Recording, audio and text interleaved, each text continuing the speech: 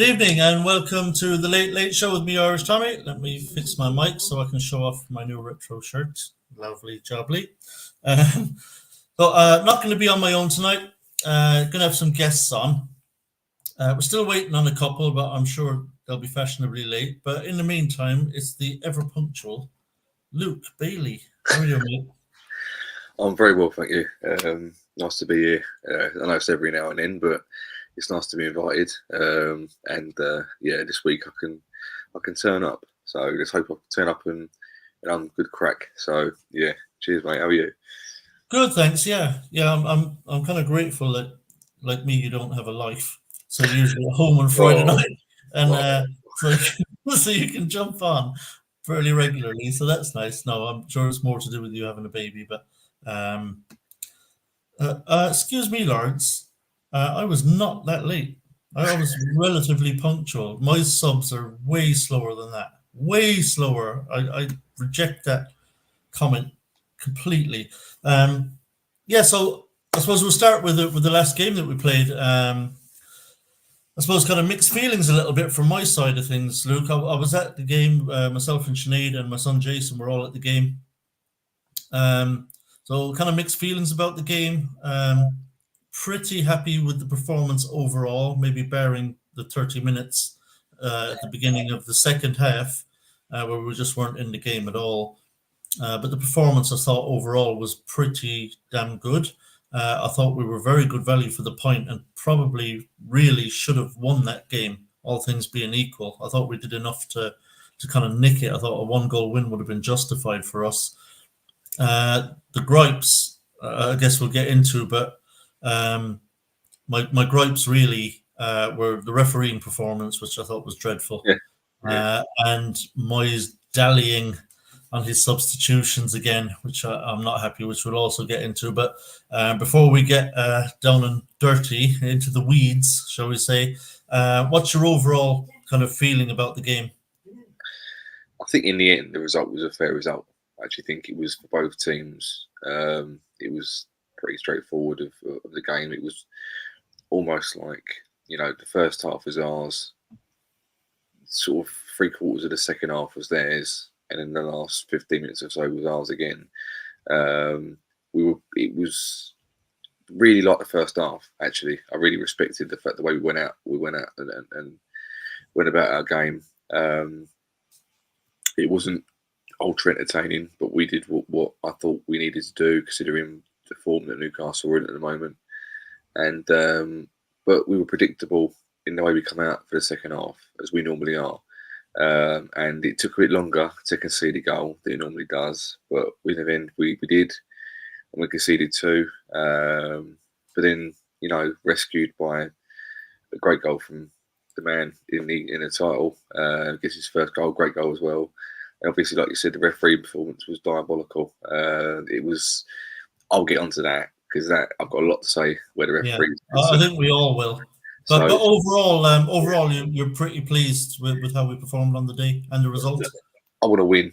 I'm a West Ham fan. I want West Ham to win games, but sometimes you have to be realistic. And as the game goes along, you have to go with the flow of it and what you think is going to happen. So, with all things considered, who they are, what they're doing these days, Newcastle. I'll 2-2 at home.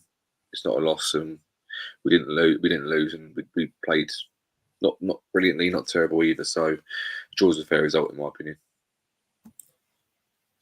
Gatey, welcome. Good to see you, mate.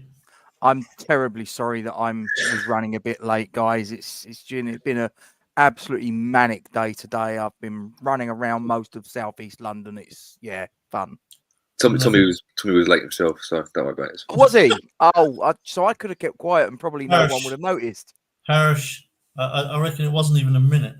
But anyway, just basically put the same question to you, Gatesy, before we kind of get down into the weeds on the Newcastle game. Just your overall kind of feeling on the performance and result.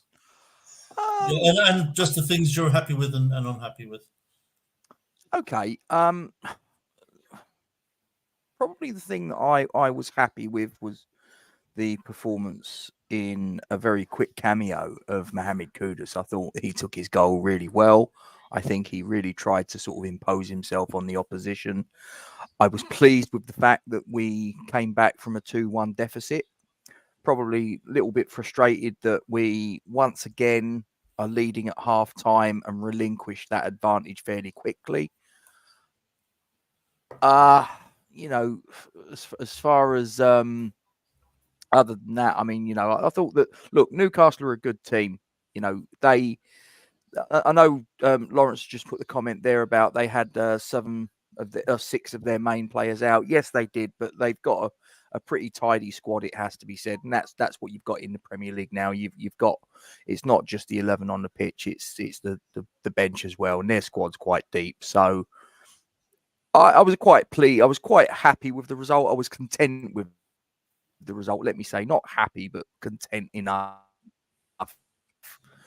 Yeah, I mean, obviously we spoke after the match, Tom. Obviously, you was from the fair island, and yeah, we obviously shared a couple of shandies and had a chit chat about it. So, you know, on reflection, I think it was a point that we earned, and it wasn't the perfect performance. It was sometimes a little bit disappointing, you know, but I think, you know, the sort of like the first 20 minutes or so of the second half was probably where we kind of lost a little bit of control, a little bit of momentum. I thought in the first half, Newcastle had a lot of the ball, but I'm not quite sure they did enough with it for all that possession. So overall, content, not jumping for joy. On another day, I think we possibly could have got all 3. I think if Moyes had have brought the subs on a little bit earlier, I think that there's every possibility we would have done. But that's David Moyes. We know that. We know that 70 minutes, give or take, is the point where he will make the subs. It just frustrates me that the guys were the subs that were ready to come on probably a good 10 minutes before they actually did. So yeah, it's a running theme, actually, isn't it? And we're kind of maybe get into these kind of one by one. But Luke, I guess I want to start with maybe the most frustrating thing for me on the day was the performance of Peter Banks. I thought there was some dreadful decisions on the day. Now, look, it's not as if we didn't get any free kicks or any decisions, but I think it's fair to say Newcastle very much got the rub of the green. Yeah, there was a lot of people around me. I was at the game. There was a lot of people around me who were saying, "Oh, this is because Newcastle were in the Champions League. They've got the money now. They're being echoed, you know, shoehorned into the top 6, and now this is when they're going to start getting rub of the green, referees wise." I think he started off the first 5 minutes quite good, or before that, the ref, and then I think he gave us a free kick, or he gave us a yellow card or something like that, and then he obviously gave Bruno the first one, and then I think it's one of these things. It's like an omen, or it's an unwritten rule in football where referees don't like making big decisions too early, and it wasn't just in our game. It happened in the other game. I can't remember which one it was now. The one after Arsenal City. Was it that one? I think it was. Was Arsenal City? Was Saliba was lucky not to get sent off? Giving it. I honestly think they're scared. I think he bottled it. I think he completely thought, if I send him off now, if I make a yellow card now, basically what he done is he done the wrong way around. They were both yellow card challenges. But I think what he thought in his head was, I should have warned him about the first challenge, and then for the second challenge, giving him the first yellow card. But realistically, no, that's wrong again. Because if it's a yellow card challenge, you give me a yellow card. That's it. That's the rules. And I think they personally think they bottle it, and it's quite interesting, right? Because I'll sort of like relate this to, you know, company or management or a football club, right? If football club is out of form, or they lose games or whatever, bad performances, everyone says, well, what's the club like? What's the, you know, like Man United at the moment, they're not in the best of form, and they reckon it's all down to the Glazers and all this sort of stuff. It's a trickle down effect. And basically, I don't know if you've seen the clip. There's a clip of Mike Dean having an argument with Paul Merson, and it pretty much sums up the state of refereeing, where he's making all the excuses and saying, don't know the laws. That's fine if he doesn't know the laws. Don't have ex-footballers in, but if you're going to have laws, and don't make them concrete and actually follow up on them, then they're redundant anyway. They don't count. And a week before, or a few weeks before Mike Dean was on that video, the program, whatever it was, he was saying that he gave his mate leeway. I can't remember who the referee was now, but he should have punished him. He should have said, no, you didn't have a very good job there. But he let him go on the VAR. He said, no, don't worry about it. If you make this call, you'll be in trouble or something like that. And I didn't want to put any more pressure on him, so I let it go. And that sums it up. And when you've got someone at the head of VAR who's being heralded as a legendary ref, a fantastic referee, someone the referee should be learning from, then things like the game against Newcastle and the Kovacic challenges in the Arsenal game, they're going to happen. And it's at this point now where I think as a football fan, I've kind of got to a point where I've given up. It's funny because for years now I've been going to games and someone will say to me, who's our ref today? And I kind of think, well, does it matter? Because none of them are brilliant anyway. You're always going to get. There's no. You don't look at a referee who's refereeing your game and go, "Oh, we got him. Oh, that's good. At least the game will be fair today. At least he'll make some good decisions." No, literally every game is poor. There's a part of me that thinks that the game's too quick for him. I think the game is now ultra athletic. The game's 100 miles an hour. The Premier League is the fastest league in the world. It's the most watched league in the world. And are these referees being trained like professional footballers? Are they getting? Is their fitness up to full for all? The ball's long ball up front, and they've got to run after it to try and keep up with play, and they can't see it. Then they're being told not to go to VAR or go to VAR, and it's a bit sick. I don't know what the training's like. They're saying they're doing online courses to try and get things sorted out. The whole thing is a complete shambles, and it's borderline. It's just borderline criminal because you're dealing with the possibility of people's jobs, managers' jobs, players' jobs. You count the one that happened a few years ago in lockdown with the Aston Villa and Sheffield United game where they forgot to turn on the bloody goal line technology. So that meant that Aston Villa or Sheffield United goal didn't stand, so they got relegated. And it was all these little things they add up. And what makes me, it wouldn't make me laugh as much if this wasn't heralded as the best league in the world, the most watched league in the world, the most, highest grossing league. Everyone wants to watch it. And there's a part of me that thinks maybe they like it because it's controversy. It's a talking point every week. It still keeps the Premier League being talked about in the wrong reason. But as everyone says, bad news is good news in business because you're still getting exposure.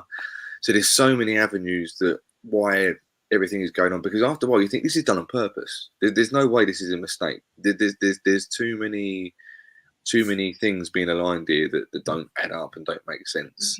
That after a while it's orchestrated. That's the only thing that leads. There's only so many mistakes people can make when apparently the training is that high.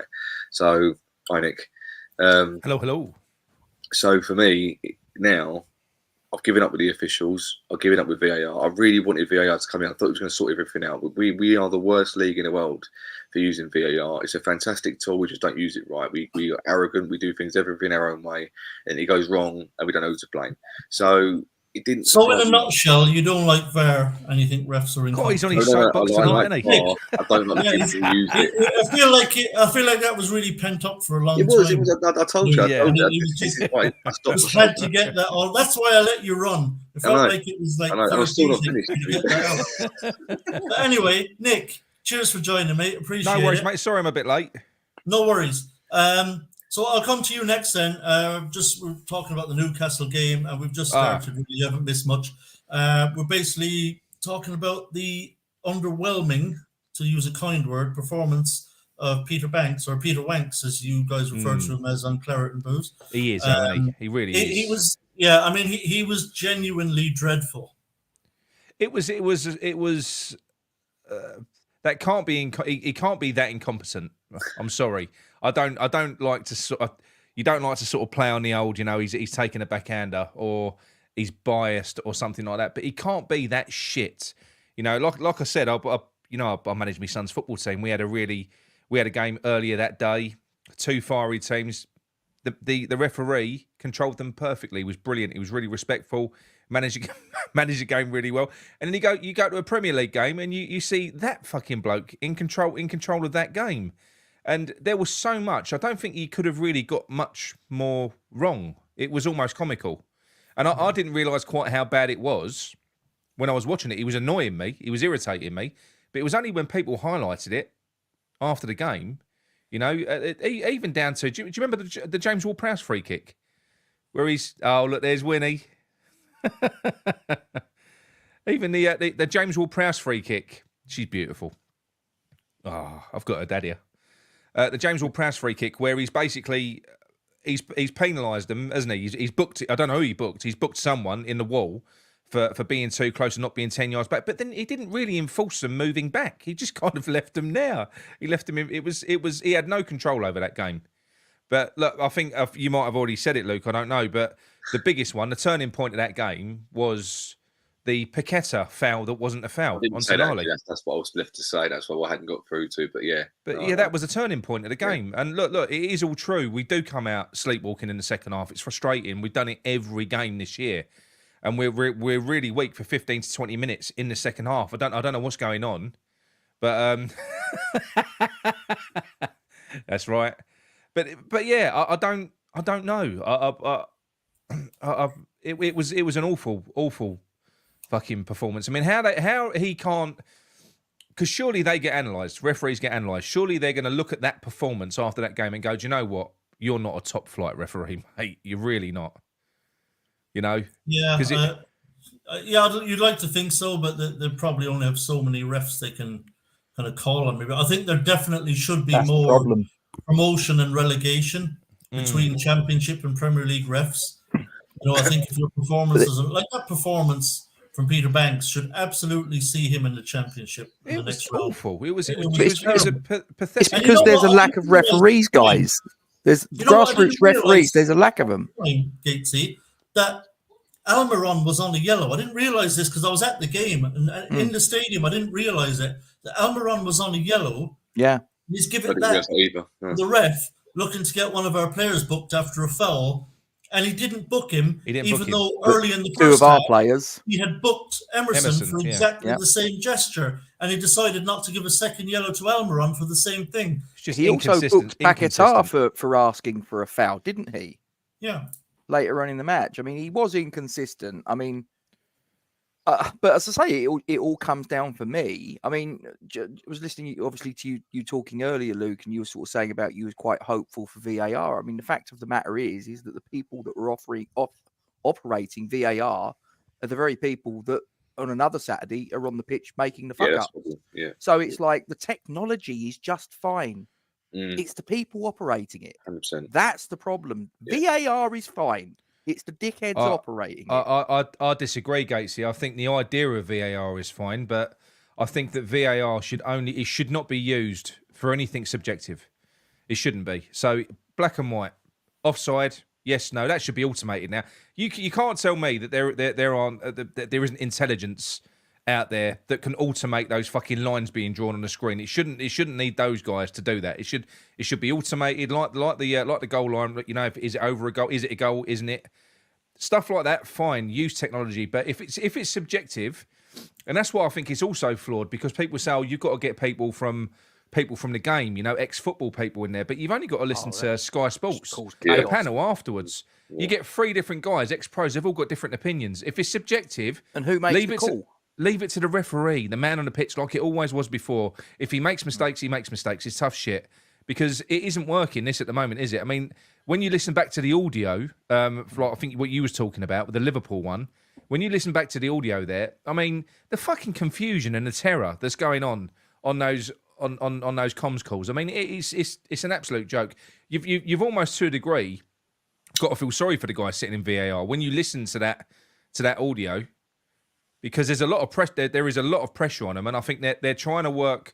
I don't know whether it is the people. I think it's the rules. I think it's the constraints that they're working towards, which is making it really fucking hard. On that particular audio in the Tottenham Liverpool, did you hear the amount of fucking voices talking over much across each other? Much, yeah. So much, and has to be recognised, because I didn't. That's a good point, Gacy. Couldn't agree more, Gatesy. So Tommy went shopping after the Newcastle game. I see you got your got yourself a new top. Got that beauty. Yeah. Very nice, very nice. I went down as well. I went to Emporio Armani. Tommy's frozen. Look, he's knocked his internet out. There's I'm It's just us, Luke. I'm looking at the comments on YouTube, and there's an internet issue going on here. I think me and you are getting away with it in a minute, so it might have to be a Claret and Blues That's West Ham all right. network. We don't need them two anyway. We Fine, just crack on. just on that opinion on VAR, it seems to work fine for the Champions League. It seems to work genuinely fine in Europe. It doesn't seem to be the controversy that the Premier League gets everyone out. And I put the point across before you got in. I don't know if you even got in at the time, but for me, it's almost orchestrated.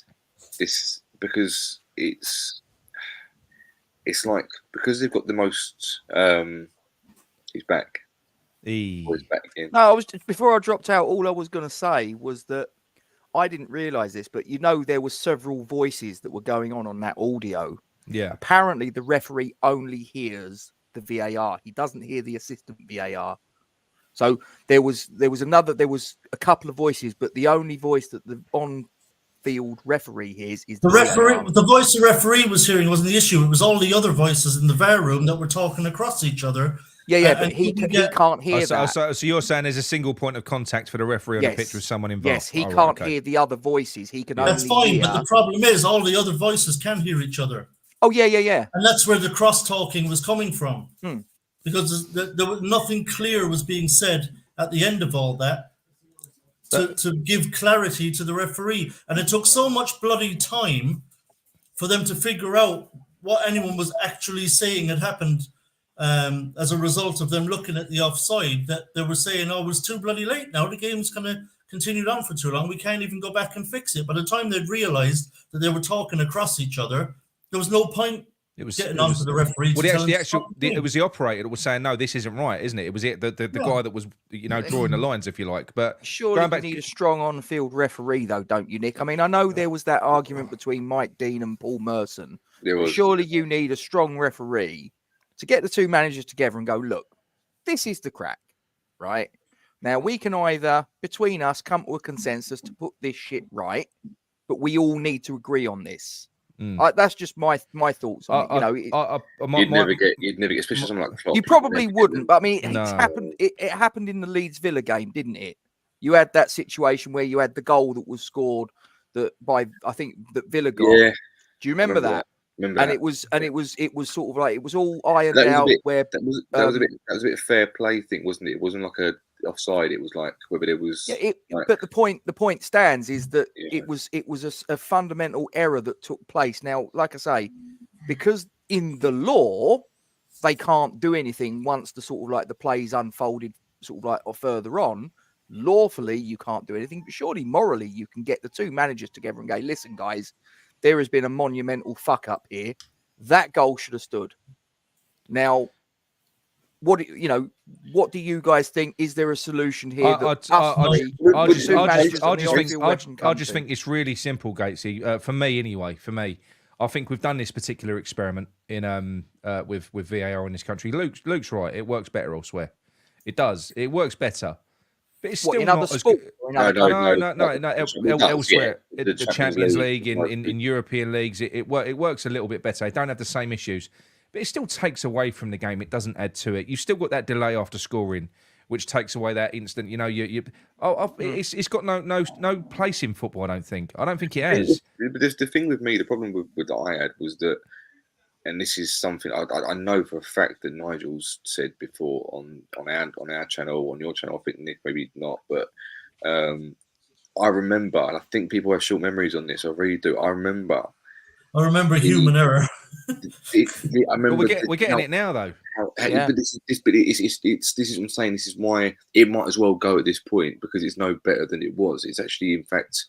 It's drained the life even more out of it. And this is. I mean, like if VAR hadn't been there, Liverpool would still have been denied that goal by the flag. I'm not saying they wouldn't. I'm not. I'm saying the result would have been the same either way. But for what I'm saying is that it was meant to come in for.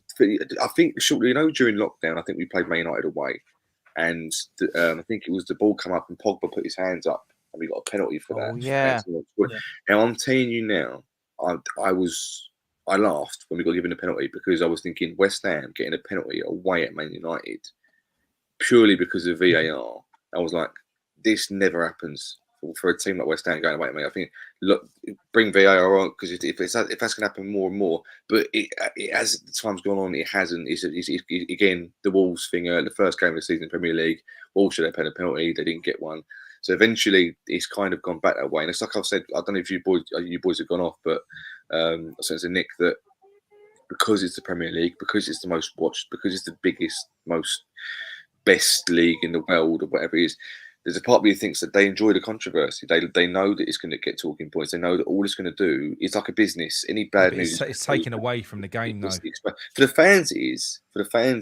But as a business, because that's what it is, they're thinking everyone's talking about it. It keeps talking about the Premier League, whether it's bad news or good news. People are going to talk about it more and more and more. And for me, for the Premier League, it's a win-win. I'd say the only selling point for me, if they were to stick with it in its current form and just keep fucking making stupid tweaks, would be, because I think that the fans have to be involved in this, would be if you could hear the communications. I think if you had a line in like you do at the rugby, if you can literally hear what they're talking about and you can hear that would be different. Then that might add something to the game. But the fact that they're dead against it, and you can understand why, because when you listen to that, it was a clusterfuck. It was, wasn't it? It was embarrassing. I thought they were more against it because of the fact that the fans, and for me, football fans and rugby fans. Can I actually just because sorry, Luke, because you've been talking about the rugby there, Nick. When it comes to the TMO and rugby, the referee is directing the TMO. 100%. Right? You can hear the referee directing the TMO, and making it very clear to him. I want you to have a look at this and have a look at this. And that's how it should be. Let me know what you're seeing on the screen. Yeah. I didn't see that in what we were seeing from that Liverpool-Tottenham game. So the referee really should be going, once that goal is scored, should be going to the VAR team saying, have a look at it and let me know whether or not that's offside. And then we're going to wait until you come back to me with a clear answer that, yes, it's offside, or no, it was onside, you can award the goal. And I mean, like, the refs seem to have actually very little involvement in what the hell was going on. It's like nobody wants to take responsibility. Like you said, in rugby, it's led by the on-field ref. He's the leader. He's using a team behind him to help him make positive decisions. That's what he's doing. If he's not sure on something, he'll liaise with his team and they'll clarify it. Whereas here, I think, did you watch there was a clip floating around on social media. I didn't watch the full show. But it was a panel with Mike Dean. You had Paul Merson losing his rag, and Mike Dean said, because I think one of them asked a question. They said, "Well, Mike, what if the on-field referee didn't take the direction of VAR on something like that?" And he just sort of carried on, and he basically said, "Well, he probably wouldn't referee another game this season." So this is what I mean. That's complete bollocks, isn't it? Yeah, but they're all. So who has definitive responsibility? Who's got the responsibility then? That's what I don't get. I think on that point, Nick, I think it depends on whether the decision is a subjective one or an objective one. Offside is objective. If the VAR team come back to the refs, yes or let's no. say in the Liverpool yes game, or no, yeah. Let's say in that Tottenham Liverpool game, if there hadn't been this confusion, and they'd come back and say, yeah, he's actually onside, you can award the goal. You can't overrule that. But if it's about, whether someone should get a red or a yellow, that obviously, I think, is and rightly should be at the discretion of the referee. That's a subjective call, depending on how the ref views the incident. But, so it depends on whether you're talking about subjective or objective. There's some things the referee absolutely cannot overrule. Well, that's what it goes back to what I was saying earlier on. I do honestly believe that if it's subjective, just leave it to the on-field ref. Anything that can be fixed. Offside is a big issue. But then again, we've got the systems in place. It still went wrong, didn't it? It still went wrong. There was a rumour when we first propositioned to have it in football that rugby and tennis offered to basically coach football, whoever wanted it, saying, we use it in ours if you want to use it. And then apparently we got all arrogant. Football got arrogant. Said, no, we're our own sport. We're the biggest sport in the world, country, whatever you want to. We don't need. Our sport is different. Brilliant, and it's different to rugby. We're going to use it how we want to use it. And basically, it's gone so well. I don't know if anyone else knows this as well, but apparently we're the only league in the world or in the Europe or wherever it is that there's a panel in the studio that tell the referee. Basically, all the other leagues, they say, right, the ref's got full control. The only way it goes to VAR, if the referee's unsure of a decision, then he'll ask for an opinion, or if he can go over to the TV. And there's only 3 times he can do it as well. Apparently, there's a max 3 times that they can do it. I think that the Polish league, I think, is like it, and there's a few other leagues as well. But it's very much based on the referee makes a decision. But if he goes, actually, I'm not sure about that one. Like a last minute penalty or something, he'll go, right, I'm going to the TV. And there's no confusion. He's literally going, right, the referee's made a decision. It's just there's an assistant there. If he needs it, he can work with that. I just don't think it's ever going to really improve. The reason being is because the people that are running this are complete egomaniacs. They're arseholes. Like, it goes back to what you said earlier. You say that, Nick. Well, I think it goes back to what Luke said earlier on. Just come in, hasn't he, Howard Webb? Yeah, but I think like what Luke said earlier on, and I think there is an element of truth to that. It's the biggest, most watched league in the world, and they want to make the headlines. And they want to, and it shouldn't be like that. You know, it shouldn't. It should be fucking football doing the talking. It shouldn't come down to if someone scores a great goal. It shouldn't be down to 3 twats discussing whether it is a goal or not before we can celebrate. That shouldn't be the case. It's like the nerds at school. They're in the IT room going. Yeah, I think this one's going to rumble on and on and on. Obviously, until they can figure out some way to solve the issues. It ain't going anywhere, that's for sure, guys. Yeah. No. So I want to get back to the main topic of discussion tonight, which you hopefully saw on the thumbnail, and it is regarding Mr. Mohamed Kudus. It's something I know you've addressed in a recent video, Nick, which I watched. I watched it actually this morning. Much. So I hope you hit the like button. Yes, I did. Obviously, thank you. Yeah, good. Yeah, and subscribe to the copy company. So, I said before you carry on, Tommy, I'm looking at those light switches behind you. We did a job in Dublin about 6 weeks ago. And there was 3 light switches on the panel that worked one light. And I don't know how the fuck they'd wired it, but you had to switch one light on to turn it on, but that switch didn't turn it off again. You had to use another button. Have you got the same thing? Have you got is that a typical Irish light switch that you've got behind you? No, these are normally functioning separate ones. Yeah. This isn't the racist channel in case anyone wants. That's bizarre. But anyway, it was fucking weird, honestly. Yeah, it's very strange. I don't know how they did it. It was magical because it shouldn't work like that. But yeah, anyway, sorry, I digress. But, that's fine. No, it was weird.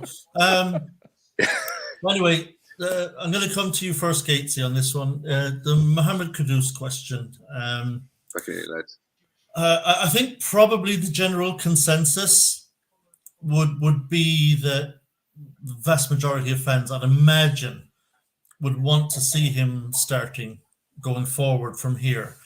But the question is, how exactly do you want to fit him into the team? And how do you think Moyes would fit him in? Because I think what we cannot do is keep springing him from the bench with 15 minutes to go. Right, Gatesy? I mean, it's just untenable. He's just too good. And we've seen that when he has played. He's too good to be sitting on the bench. So how do you fit him in the team? And do you think Moyes will? Or are we destined to see Kudus on the bench for the next number of games? Do I think he should be in the starting lineup at the next opportunity? 100% yes. I think he should be Antonio's replacement. There you go. That's the person that would drop out if I was in charge. It would be Michael Antonio. Yep. Gatesy playing our normal low block and sticking Kudus up front to do Antonio's job would see us all calling Kudus shit and lazy within no time at all. Then we need to change because we've spent. But that's what will happen. That's what will happen. As I say, I'm saying if I was in charge, the conversation is if I'm in charge, right? Yeah. So if I'm in charge, handbrake off, Kudus up front. I agree, 100%. Let's fucking go at the opposition. Let's not pussyfoot around with all this low block sort of letting them sort of do whatever. And the thing that I've got no problem letting the opposition have the ball around their 18-yard box and passing it from right back to centre back, from centre back to left back, and all that bollocks. Fine, okay, you can have the ball there. My issue is when we just let the opposition advance, and by the time someone actually puts any pressure on them, they're halfway inside our own half. They've advanced sort of like about 60 yards. For me, that's too much. I would set up in a slightly more attacking fashion. I would put Kudus up front. I would try and meet teams on the front foot. I accept that you're going to have possibly a different setup when you're Do going you mean away to the Gatesy, big just for teams. clarity, Gatesy, Yep. do you mean you'd have him up top as an orthodox 9 or a He false can't, 9? he can't be an orthodox 9. He's too little. False 9. A false 9. Why Yeah. not? Why not? I mean, look, the only other option for me is you put Bowen there, but the problem is that Bowen's playing so brilliantly where he is. My concern would be that you're if it ain't broke, don't fix it. So Don't you think the option is what David Moyes has finally landed on? Because we've all sat in fucking awe when Moyes has thrown Kudus on and he's gone Bowen up front and he's switched them round. He's going, no, that ain't working. Go on, Kudus, you have a go up front. And then he's landed on Paqueta. Paqueta's the one with the strength. He can play that deep lying forward. You play Kudus behind him, and then you can play Bowen up there, and you can play. And I know we'd lose. Well, I don't think you would, because I think Paqueta can play. He'll affect the game wherever you play him. Yeah. So you couldn't. I don't think that necessarily Paqueta is going to run the channels and everything else like Antonio does. I think the good thing with Kudus, Nick, is that and with Bowen and with Kudus, Bowen and Paqueta. Is that you can actually continually rotate those players. They can rotate, exactly. Yeah. But I think out of the three of them, I think even David Moyes has recognised that Paqueta has looked the best playing in that, not as a centre forward, but in that deep, like what you're saying, Gatesy, as that deep lying forward to kind of to act as a foil. 10. I don't think you've only got to look at Kudus. I know he's quicker than Danny Ings, but he's too little. Would you agree with that? Imagine, Luke, David Moyes. I'd have him buzzing around, causing all sorts of aggro. Because what I want is I'd want his speed to really sort of pull centre backs into places they don't want to go. Do you know what I mean? Yeah. With his movement. But he has to be. In answer to the question, how will David Moyes play him? He'll probably play him at fucking right back. Yeah, I don't think he'll play him. I don't think he'll start him because he will start the game as he starts every other game. I mean, you can disagree with me if you want. He'll start with a low block against Villa. And if you're going to start with a low block, then you need a focal point up front. Otherwise, you've got no outlet. There is no one else that can do it. Bowen can't do it. Bowen can't play if he's back to a defender. Yeah. He can't do it. You know what the interesting thing about that is? I was at the game. I don't know if this has been going on for a while, and I'm just like slow on the freaking take here or what. But being at the game the other day, almost every goal kick from our goal kick was sent right down as a 50-50 long ball down on top of Paqueta. And I was like, what? But Areola went left looking for Paqueta with a long kick out every time. And I thought, what's that about? But Antonio was on the pitch. And I thought, it's normally Souček. So it's normally Areola to Souček. But I know what you mean. But the thing is, Paqueta's good in the air as well, isn't he? He is, but he's not very tall, and it was a bit of a lottery when he was sending it down there because of who was winning those headers. Of a spring on him, though, Tom. Yeah, I just wondered why Areola was going long to Paqueta down the left. I mean that header. Do you know the header he scored against Freiburg? I didn't realise how high he got off the fucking ground. Right, his head was level with the crossbar. It was literally level with the crossbar. He got about 4 foot off the ground. I swear he did. It was a proper leap. It was unbelievable. Souček's never scored a header like that. It was unreal. Thing is, he doesn't need to get 4 foot off the ground to sort of like be level. Yeah, but it was a beautiful header, wasn't it? Honestly, it was unreal. Bowen, right-footed as well. I think it was almost just as good. It was beautiful. Yeah, doesn't use his right foot. Luke, what would be your personal solution to the Kudus question? Well, yeah, I think if I'm going to say how I'm going to say it, I've got an idea. Nick's going to call me a flip flop. Because I've been thinking recently that the way I'm thinking is flip floppy. I didn't think it would be, but the more I think about it, I think it is. But the way things are going this season, right? It's not flip flopping. Just to interrupt you, because look, we're being presented with new information as the season's going on. It ain't a bad season. It's not flip flopping. No, but I've got to be careful how I put it because I need to put it in a way that I want to put it rather than me just being a generic comment. Yeah. But I wrote an article. I've been writing articles this season after almost every game, just giving my opinion, and it's changed as it goes along. The Kudus thing is an interesting subject because there's so many variants to it. And I think it actually the Newcastle game highlighted a lot of problems. And I think I might be being harsh on this because I love Antonio the way he is, but the problem is the way he's used in our team. The one good thing he done was the bit in the build up to the goal where I think he held off the defender and pushed the ball over for I think Paqueta who would put ball through to Emerson. Paqueta to Emerson. Apart Emerson from that, Antonio was a passenger. The thing about Antonio is when he's on his beast mode game, he's unbeatable, unplayable. Fantastic. Defenders can't handle him. Thing is, he was clearly unfit, Luke. He hadn't trained all week, and Moyes still kept him on there for 75 minutes. He was on his arse by the time he pulled him off. Right now, Kudus has come on for 15 minutes, lit the pitch up, or however long he was on for, lit the pitch up, done everything, got a goal, fantastic. Right now, the problem is with playing him. If you're going to do that consistently, starting in Premier League, guys, doing that for 90 minutes, in no matter what position you're in, I know that he could do it, but if he's going to do it in that role, you know how we're playing, it's going to be difficult. Now, the other side to it is we are also in 4 other competitions, and we're doing well in the competitions. Lincoln wasn't easy to watch, but we got through it. The 2 European games we've played, we're unbeaten, or we've run them and stuff like that. I don't mind him not playing Kudus because this is a Moyes team. I've got to take it for what it is. I'd love him to play, but the problem with Kudus, I think, Kudus to be used in the way I think the fans want him to be used, we have to be a much more attacking team than we are. And I don't think you do. I just think you need to take Souček out and put him in. We don't need 4 central midfielders. Well, this is the trouble because we all know realistically that's what we're not. That's what I mean. And if you look at Souček, the way he's been playing more or less as a second fucking striker anyway. Yeah. So I know Souček's been effective and he's been scoring goals. Are you telling me that Kudus wouldn't score goals in that position for 90 minutes? Of course he would. I'm not saying he wouldn't be effective. It's the way the team plays. But the thing is that for me, and I don't think people realise, I don't because he's doing so well at it.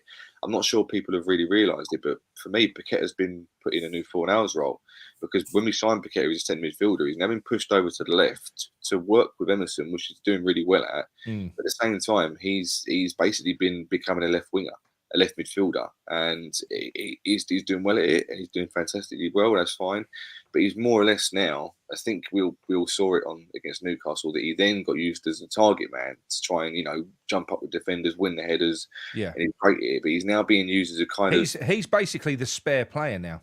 That's what you're saying is so. The left side of midfield historically is where David Moyes sends players to die. Yeah, that's what he does, right? It generally is. That's his spare position on the pitch. That's where he shoehorns players in. And although I do like what you're saying there, I love the interplay with Emerson on that left-hand side. And I think it don't matter where you put Paqueta on a pitch, he'll look good because he's a class player. But he is our best player by a country mile. He should be in the middle of our fucking football pitch. We should have a midfield 3, in my opinion. We should have. And look, Souček's having a better season this year. Yes, he's scoring goals, but we have better options. There is no one that can argue. I can't have it said to me that our midfield 3 should not be Paqueta, James Ward-Prowse, and Alvarez. That should be it. That should be the midfield 3. Yeah, I agree. But I think there's a term. Actually, the thing is, because I've been listening intently, right? So I'm going to jump in for a second on the Kudus question because for me, every time I watch Kudus, he's generally picked up the ball more often than not out wide. Yeah. But every time he gets the ball, what does he want to do immediately? He wants to come in central. Yeah. Every time he comes in, he cuts inside and he wants to get in central. He doesn't do like Bowen. He doesn't stick to the wing. He doesn't do like Benny. He doesn't stick to the sideline. He doesn't try to get round the outside of his marker and cut in at the touchline. He wants to come in field. He wants to be in the middle, and that's where he operates, I believe, at his best. And it's where he scored his goal from, by making that run inside. So I don't think we can really play him either on the left or right wing because he just doesn't like being out on the touchline. He wants to be in the midfield where he can get on those mazy runs, where he can drive at the goal. He's a very direct player, which I love about him because there's not too many players that are that direct. He's exciting. Just go for the juggler. He's really positive player, and he will take people on and drive right at that penalty box. So I want to see Kudus centrally rather than stuck out on the wing. So I think Gatesy is onto something because I think Antonio's time has come. I know we had another one of his purple patches at the beginning of the season, but they never last. Yeah. And I thought he was really poor against Newcastle. I couldn't believe he lasted 75 minutes. Like, at the very least, Kudus should have been on for him at half time. And I think that might be the future. That's regardless of whether you want to drop, even if you want to drop Souček, Nick, and put Paqueta back in the field, I still wouldn't put Kudus out on the left wing. No, not the left wing. I wouldn't play him out there. I'd play him behind Paqueta. I mean, because or you can get Paqueta and Kudus to rotate. But I think it goes back to what Gatesy was saying, and he's preferred, and it goes back to what you're saying here. The fact of the matter is, I've accepted that while David Moyes is here, we're going to be a low block team. We are. There's no point thinking that we're gonna approach games differently. We're not going to. And so that will play. Yeah, but it's not that. Antonio has to play because this system does not work. Even if Antonio's having a shit game, Tommy, he's a presence. He's up there. He's chaotic. He's even if he's touchy shit, he's bullying defenders. I don't know.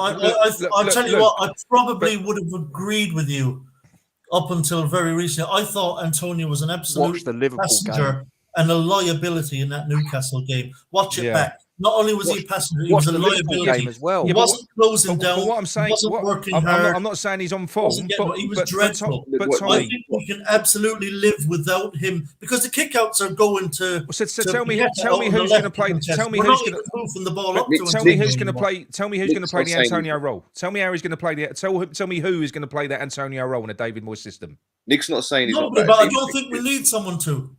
Yeah, I think Kudus can play as a false nine. I think we'll be fine because all the kickouts, the long balls are all going to Paqueta anyway. Kudus up against 2 or 3 big centre backs with balls being hoofed to him. You think he's going to be all right? Not being hoofed to him because balls aren't being hoofed to Antonio anymore. Anyway, the kickouts are all going to Paqueta out on the left hand side. So yeah. Plus, if Fabianski was in goal, I'd agree with you. Because he does just hoof the ball down looking for Antonio every bloody time with a long ball. And probably 4 times out of 10, he overkicks the whole thing and it goes straight through the other keeper. Listen, I think with Areola in goal, he does look to play it a bit shorter and more kind of pinpoint balls. So I think we could do without Antonio. I mean, what you're saying is my dream. It is basically, and it isn't my dream to get Antonio out the team. It's just having Antonio in that team is kind of the staple diet of what we've been fed, and it's the only way that typical Moyes ball works is by having that chaotic influence up front. That single player that can jump up, win a ball, nod it on, fight 3 defenders, chase his own fucking flick on. We haven't really got anyone else that can do that. But yeah, my dream is to play a different way, Tommy, and I've been banging on about that for ages, about style. And if we're going to play without Antonio, 100%. David Moyes is going to have to change style and get support to whichever striker goes up front on their own when we're playing a low block, because otherwise they're going to get swallowed up and we're going to have no outlet. Can I just sort of come in on James Lee's point there about Callum Marshall? I'd love to believe that was even possible. I'm not saying you're wrong, James. If any other manager was in charge, but the problem is that David Moyes doesn't have a great track record with youth. He doesn't seem to trust it. I mean, the one thing that he's basically had his career sort of like pinned on is the fact that he gave Wayne Rooney his debut. But even Wayne Rooney has since come out and said that, really that it was probably sort of like forced upon him and he didn't really want to do it, blah, blah, blah. He doesn't have a record of bringing. I mean, all right, he might give a youth player their debut, but we discussed it, Tom. You can do it in dead rubber games like Zagreb. You can do it in dead rubber games like FCSB when the group's already won, your place is assured, and it doesn't actually matter whether you win, lose, or draw. Anyone can do that. Yeah, but to actually sort of give a kid like Callum Marshall, who's scoring goals left, right, centre. I mean, he's too good for the Premier League too. He's got to be playing first team football. Now, I would get him out on loan. I agree that he's a very, very good prospect. What about Mabama? Premier League too. What about Mabama? Is Mabama ever going to get a start? Oh, he's the next Sonny Perkins, mate. Is he ever going to get a start? Why didn't we send him out? He's the next Sonny Perkins. He'll be off in the summer at this rate. Yeah. No, I think I hate saying it, but I think Mabama should find himself. He should have been loaned out. He should have been spared Moyes for this season because Moyes does not give youth a chance. He's here because Moyes bullshitted him. That's why. Mate, and the thing that makes people come out and they say David Moyes has given more starts to youth players than any other manager before him. I tell you why that is. He rotates who he starts. He doesn't want to give anyone too much. So he brought on a load of fucking new players in the last game where he brought youth players on. He's not consistent. He's not consistent. He gives players 5 minutes, 10 minutes in dead rubber games. Yeah, I've done that. Box ticked. Fuck off. Bring the next one in. That's what he does. He isn't giving them a chance. He's not really got any interest in youth. Going back to what Gatesy said, Wayne Rooney said that the only reason that he got his chance at Everton was because of fan pressure, because everyone knew that this generational talent was coming through and he wasn't playing him, and the fans were demanding that Rooney was played. He was getting 5 minutes, 10 minutes at the end of games.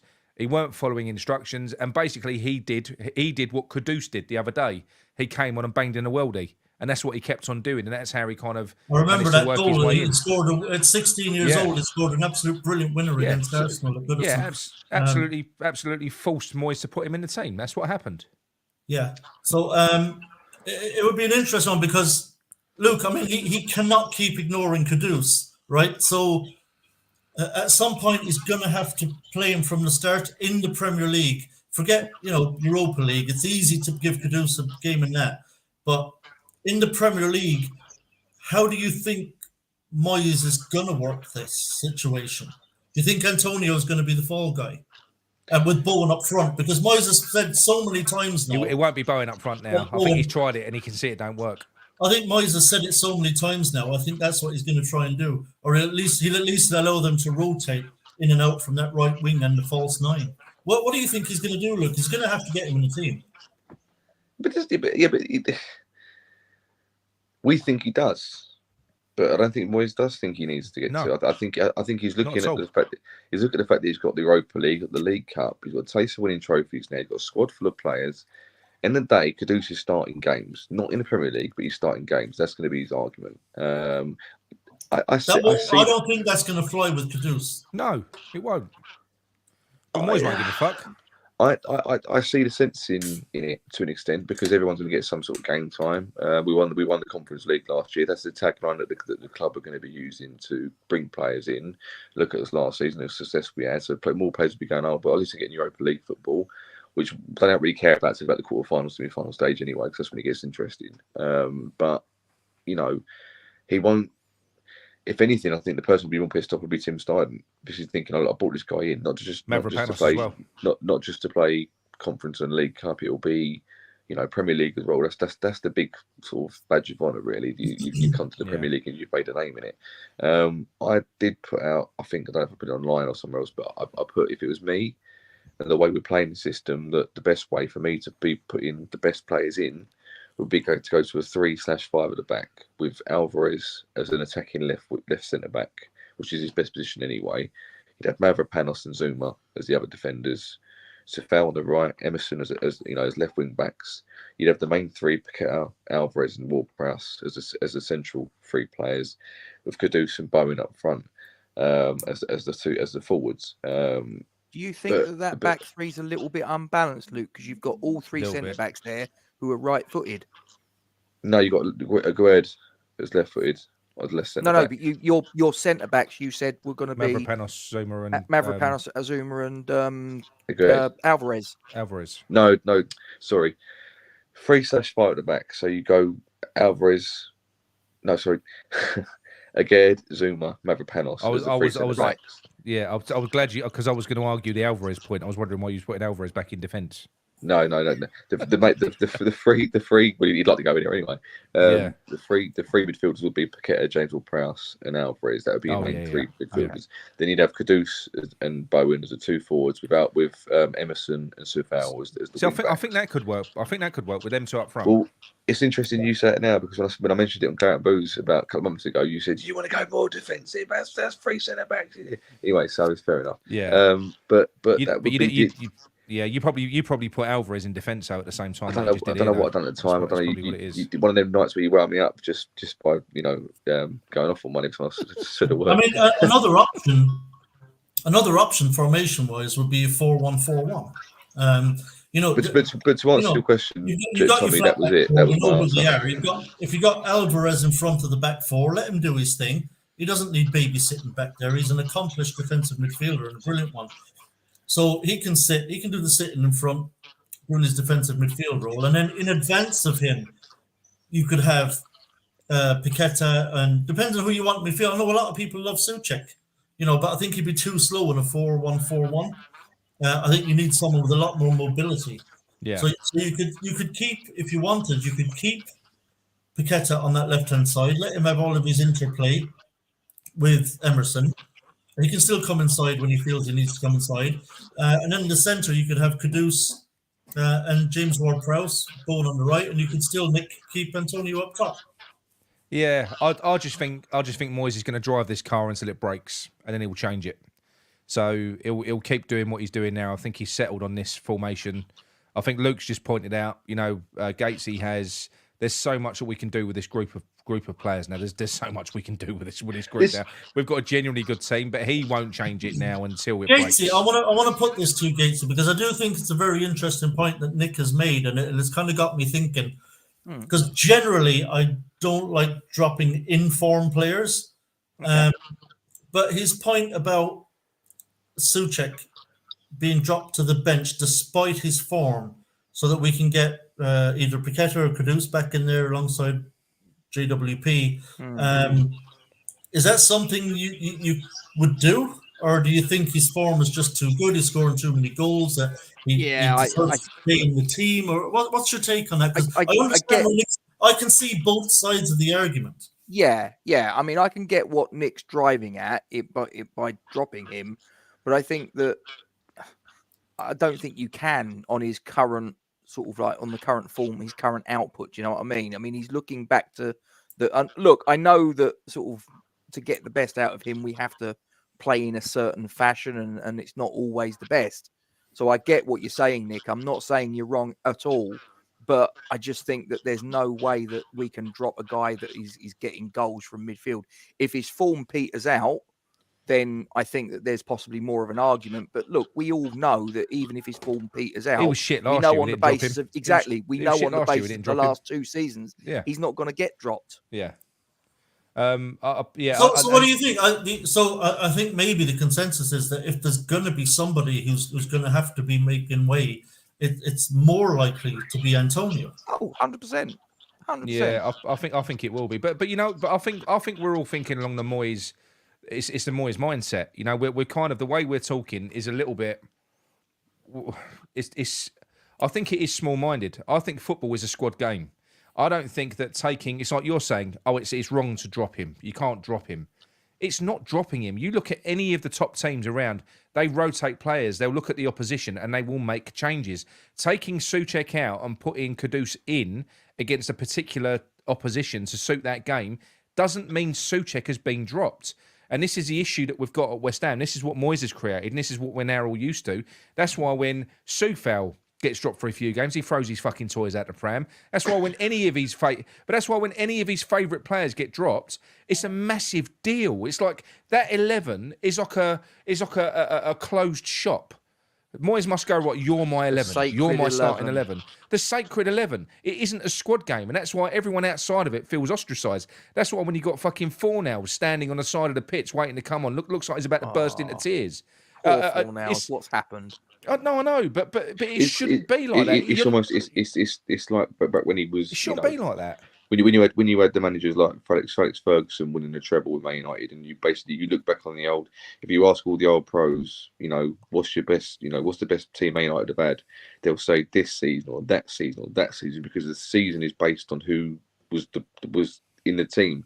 Because you look at teams now, and there's maybe 3 or 4 teams that the top teams have used, like the Man City, Liverpool's. They'll play a different set of players for whatever team. And he's. I watched the video the other day. I think it was Collins was on West Ham Fan TV, and he said he's old school in the new school, and it was probably the best way to put him, because he's. Don't be wrong. I am Moyes out because I think we can improve. Like this, I made a comment on one of the West Ham groups, and they was kind of moaning, saying, "Well, what are you moaning about? We're winning." And David Moyes out, another Moyes out guy. I said, "I'm not particularly moaning about. I'm not particularly saying sack Moyes. What I'm saying is that yes, it's going well. Yes, we're winning games. Yes, it's an improvement on last season, but it can be improved on. You can't tell me that we're We won the game. What's the matter? Well, as far as I know from West Ham, it hasn't always been about winning games. It's been about playing good football, and that was the whole thing when Allardyce took over. It wasn't about winning games. It's about playing good football and getting the best out of the players. And now it's almost like, if we're winning, there's no improvement in winning. No, if you win 1-0, you can win 2-0 or 3-0 or 4-0. You can play this player in that position. You can play this player in that position or whatever, and you can improve on it. So just because you're winning doesn't mean to say that's null and void and stop and then that's it. But then that's the thing with West Ham. We're not used to winning games. Or when it is going well, and you go, well, this can get better. Oh, Don, what are you talking about? West Ham don't win games full stop. Don't start moaning about that now. So it's a difficult one, and he is stubborn, and that's what frustrates me. And the funny thing is I think it's got to the point now where the majority of us, I mean, not just on this channel, but as West Ham fans, we're expecting Newcastle to go and get the 1 goal or the 2 goals to go in front in the second half, because it is predictable. And this is the problem, is the fact that, yes, okay, we've got a 2-2 result, and I think it's a fair result based on how the game went. But we've got a better squad now, and we don't have to do things like that. We don't have to play games like that. And in at half time, I'm not trying to slag off Moyes. I respect what he's done this season. I do. I have to respect what he's done because of the position we're in. But he must suck the life out of those players at half time, because we're a different team in the second half. And it must be, we've got the lead now. Don't try and lose it in the second half. Just defend for your lives and try and get BKG. Try and get another goal 2-0 in the last 10 minutes or something like that. And it's fine if you're winning, but if you're not, you've got to take the criticism just as much as you take the praise when it's going right. But my only counter to that, Luke, is going back to, because a lot of people's defence of that, they say, oh, that's not David Moyes. That's the players.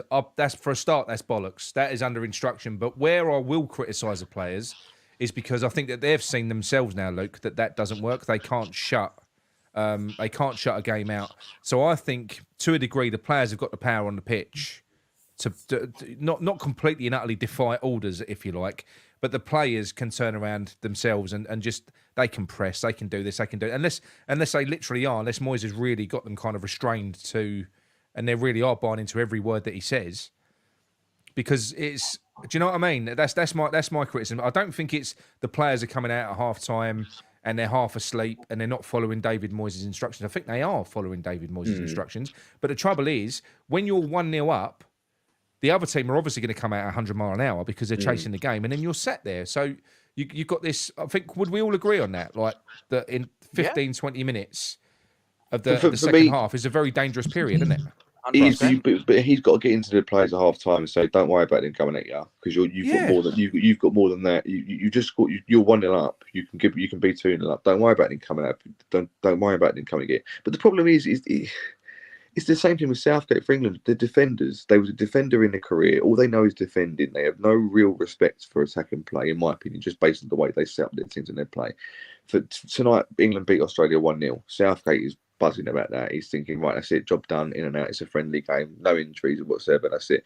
Half of that crowd were asleep at Wembley. I didn't hear any noise at all from the crowds. People are moaning about it. And for me, it's like, I think James Collins was saying it on one of the Ironcast podcasts. It was like, did you enjoy scoring? Did you, you got a few goals for West Ham? Did you enjoy scoring goals when you were in the West Ham? I said, I did, but that wasn't my job. I didn't like scoring goals. Wasn't what I dreamt of. Clearing the ball was what I dreamt of. Taking out a defender when he was 1-on-1 was what I dreamt about the night before the game. I was defend first, score later, and that's unfortunately the type of if it cup games is where you win those sort of games, because that's probably how we won the Conference League and got semi-finals in the Europa League, because that's the kind of football that you play in Europe and stuff like that. So it's a cup game, so it's not that longevity. But in the league, it's different, and I feel to myself that we've got the squad. We got the squad itself is more balanced than it was last year as well. That's the funny thing, because the players we brought in are a better caliber, and there's not as many of them as there were brought in last season. So the whole team could play a bit better, could play a lot better, in my opinion. I think the proof's it's in a the debate that can rage on for ages. But you can't dismiss our achievements in Europe. It's unbelievable. Doesn't matter what way you look at it. You've only got to look at the way that Villa and Brighton are struggling. However, I just think it just goes to show how strong our team is, because it seems like he's a little bit more confident. If he's coming up against teams that he's not as he seems like he's scared of Premier League opposition. He genuinely is. But in the European competitions, he's not. He knows that we've got a better team. Yeah. And we blow teams away, you know, or even if we don't, we can beat them at half mast. We're that fucking good that we can beat these European teams at half mast. It's easy. We can do it all day fucking long. And that's the difference. When you come into the Premier League, it's a proper competition. Yeah. All the opposition are good, but I still think that we could take the game.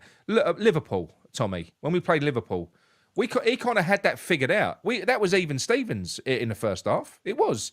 We was literally getting in their faces. Why did he change that at half time? It was like he'd cracked it. It was like he'd figured it out. What the fuck did he change it at half time for? Yeah, it's a strange phenomenon, and he's going to have to figure it out because, you know, I think it definitely cost us points against Newcastle, and it's going to cost us points going forward, and it's going to cost us league positions. And you know, it could see us get dumped out of both domestic cup competitions as well if this keeps happening. I don't know why it's happening, but he's got to get a handle on that and get it sorted because, you know, those first 30 minutes of the second half were the second half against Newcastle were absolutely dreadful. It was dross. And I could see no reason for it to happen. I mean, usually, if you're 1-0 up against a really good side like Newcastle, you're at home, you've had the better of it in the first half, really from start to finish. Yeah. And then you've put them in a position where they have to really start to attack a bit more and take more chances to try and get themselves back in the game. Tactically, you should be at an advantage because they're now doing things they ideally don't want to be doing. To try and get back in the game. That they're taking certain risks, and you should be in a position then to think, Expose them. Yeah, we're going to make you pay for the risk taking that you're doing now, because you have to try and find a goal, and we're going to hurt you when you do that. And so that's why I thought it was a perfect opportunity to make at least one change, get Kudus on for Antonio, and say, right, this guy's pace and skill and ball carrying ability. Now we're going to fucking hurt you when you lose that, when you puff that ball up, when we press you higher up the pitch than we did. So at least in our own half, as soon as they get to that halfway line, you should be right in their faces. When you cut that ball up, and you will, like, we're going to hurt you, and we're going to make you pay for overcommitting to try and get a goal. And he just doesn't think that way. All he can think about is, let's get as many people behind the ball and sit in and around the edge of our own box and just try to close down all of the lanes that they can attack us through. And then complain when one of our defenders cracks under the fucking immense pressure that we're under constantly, because it's like a constant swathe of chances coming through. Well, look, he's going to have to do something about our lethargic nature after the break. But I just want to speak, actually, before we finish up, about Lucas Paqueta. Not about his performances, because, I mean, we could just wax lyrical all night long about that. Can I just make a point about that? But the game against Newcastle, I don't know if anyone realised when into the game, but he was doing so many skills and so many amazing tricks, and the crowd are right behind him, and they're almost singing his name almost every time he touches the ball. It's like, oh my god, it's amazing. Yeah. And I think he was in the second half or the end of the first half, whatever it was. It must have been the second half. He started to go down really easily. He started looking for free kicks more, and he was falling down every time a player went near him. And there was one point, I think, where the ball went out for a throw-in, and he chucked himself to the ground. And there was almost a sudden like a groan, like, for fuck's sake, Paqueta, like, sort yourself out. Like, that's like almost acting what you've done there. Yeah. And I think he realised that he was sort of pushing his luck, and he just stopped doing it after that. He thought, no, this is the crowd were behind me, and now they're against me. And then after that, he sorted himself out. But it was just funny that the pantomime villain was like, he was the hero at the start, and after it was like, for fuck's sake, get up. He's like, oh, I pushed this too far now. Sorry. Do you think he's doing that to disrupt the game now, because Newcastle are on the fucking attack and they're on the ball all the time? I think that probably is why he's doing it. I know why Antonio chucks himself to the ground, because he can't be asked to keep battling against defenders and wants to try and get a free kick out of it. I understand why he does it, and then when Paqueta does it, he's kind of doing the same thing, I think. And probably even Moyes is probably telling him, look, go down, because if you try and stay on his feet, you know, you're gonna that as well. Try and get him as well. But thinking if you keep trying to mug these defenders off, one of them is going to try and hurt you. And if you hurt you, you're a big loss to us. And the best you can do is go down. But the problem is he's quite theatrical when he's not very good at it, and he tends to look like a typical sort of Brazilian trying to, you know. I find it funny, to be quite honest. I'd hate it from the opposition, but I actually think that's just part of his game. I think he is a shithouse, a massive shithouse player. I love him. You're never going to change him. You're not. He's a South American cheat. He's got a gambling habit as well. I love him. What's not to love? You need that. You need a bit of devilment in your players. Yeah, you do. I mean, you'd hate him if he weren't yours. But I mean, Gatesy, like the other thing as well. One more thing on that Newcastle game for me that I'd like to sort of understand in my own head. I don't know if you all saw the same game, but we could all see how that was going to go before Newcastle scored. Even though the goal, it shouldn't have happened because it was a foul. That was coming. The pressure was constant. It was on us all the fucking time. Do you think though, Agard should have been a little bit more sturdy than he was? He should have been like a cheap suit. He should have been, but the goal was coming, Gatesy. We could see it. The pressure was constant. They was on us all the time, and then it came. Why does it take David Moyes so long to react at that point? Even to the point where he's made a decision that he's going to bring subs on. Mate. But he's made a decision now, right? Okay, we're 2-1. We've almost just conceded a third, right? He's what's his name? Just almost scored a hat trick. I'll get the subs up, and then I'll make them wait there for 6 minutes, 7 minutes, 8 minits, and then bring him on at 75. Why the fuck does that take so long? Because that kills me. I think it was funny because obviously the Benrahma and Kudus aren't the tallest players in the world. I think at the time. The only excuse I'll give him is that Newcastle had a couple of corners, and I was screaming myself for them to get on because it was like a generic common substitution that he makes around that time. Kudus and Benrahma comes on. For example, he might as well leave Benrahma on the bench because he's been useless this season anyway. So, but that's another story. But because they had a succession of corners, I think he was waiting for us to come down, the momentum to change into our end to then make the corners. I don't get it. No, it's the one thing, the one leeway I'll give him. But normally it's like you say, he's set in his ways. He really is set in his ways, and it's almost to the point where he just like I don't know. It's.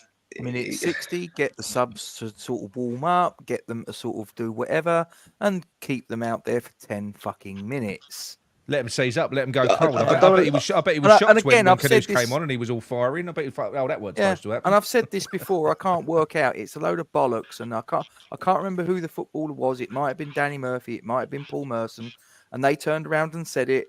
There's only 3 pieces of information an incoming sub needs to have. Where do you want me when we've got the ball? Where do you want me when we're out of possession? Who am I picking up at set pieces? That's it. How long does that fucking take? Yeah.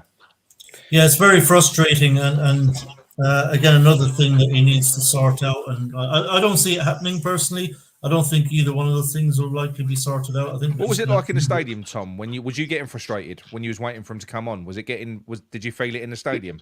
There was. Yeah, massively. Because I mean, by the time they'd warmed up and were stood beside him in the technical area, we were already all pissed off because, as you say, Nick, the writing was on the wall right from the kickoff. Yeah. In the second half, Newcastle were coming at us, flooding at us, and we're all saying, and we're all thinking, they're going to score.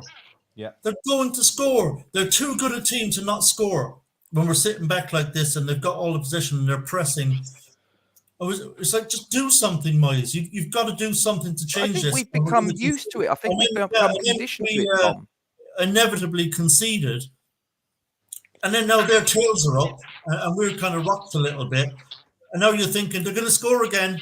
It's like, Moyes, hello, they're going to fucking score again. They're going to take the lead. Why are you standing there doing nothing and watching this? Nobody else. The fans in the stadium have become anaesthetised to it, Tom. Nobody they know else. it's going to happen. Would the stands that would have stood and watched that happen? Would we have won that game? Would we have won that game if it had made those changes 15 minutes earlier? Yes, I think possibly. Momentum, isn't it? It's a momentum change. Once you get one thing, you get back. And it just happens to be, it was the 89th minute. We didn't even get out with that much, but he injured him, I don't think. Anyway, it went like that. But this is. I've been watching your channel lately, Nick, where I can, and a few of the other channels as well. Did you hit the like button? Normally, yes, but to be fair, the last one you'd done was 2.5 hours. Your anniversary. Once it was 2 or 3 days. I've done 2 rambles since then. You missed them. I know, 'cause it took me 2 or 3 days to get through the other one. But the sign, the thing that I think Gary says quite a lot, which he says, do this when people moan about Moyes about certain things. It's not just that Moyes is boring football. There's other things to do with it. And There's a lot of things that irritate. What you're worried about? We're winning, and thinking, do these people watch football games? I know someone who watched Arsenal during the George Graham days, and he said he used to go to the game, he used to go to the bar, sit at the bar, drink, and then wait for half time, and then his mate would come going, "We'll score 1-0," and that's it, and then he'd just drink till he go home because he knew for a fact there was no point watching the game. You knew what the result was going to be, and that was it. Yeah, they were winning, but he couldn't watch the game. He couldn't watch the game go along. I think it is fine saying we're winning every game, but there is a point where you were at a game, no matter how much you like the manager, no matter how much the team is good, when you're watching a game of football, things happen, and you watch the game and the tactics. All right, Anton, Geezer, you watch the game go along, and you can see where you're going wrong and where you're going right. And then when you win the game and you still moan because you didn't like the segment between 60 minutes and 80 minutes, you go, that should have been better. We could have won the game or by 2 or 3 rather than 1-0. You say, oh, you're Moyes out. You can't take your wins on the chin. No, it's not bad that you can see that there's certain things that happen in the game and it is frustrating. And it's like, if we're not being knocked out, then fair enough. Okay, he's still got his ways about him. But, Souček's much improved. It is, and it's fine if that habit's a winning habit, but this is the problem. When as soon as it drops and the form drops, it gets found out quick. I don't want to hear anyone moaning about our football style if we start losing again. Because all I've been told for the last fucking 2 months is style don't matter. It doesn't matter. I don't want anyone moaning about how boring our football is if the results start slipping off. That's all I'll say. Yeah, all right, I'm going to get this back on track. Right, sorry. I do want to talk about this before we finish up. So, the latest rumours coming out is that Tim Steidten and probably others are in talks with Lucas Paqueta in the hopes of getting him to sign a new deal, presumably without that stupid fucking £85 million release clause, because that's not good. I mean, be the best thing ever. Yeah.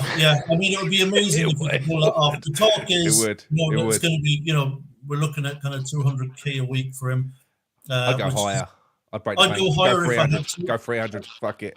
Yeah, I'd go 250, no problem. I would say just get rid of that. Or if we're not going to get rid of the release clause, at least have it like 120 million or something, so that we at least get paid for him. But it's going to be vital, Nick.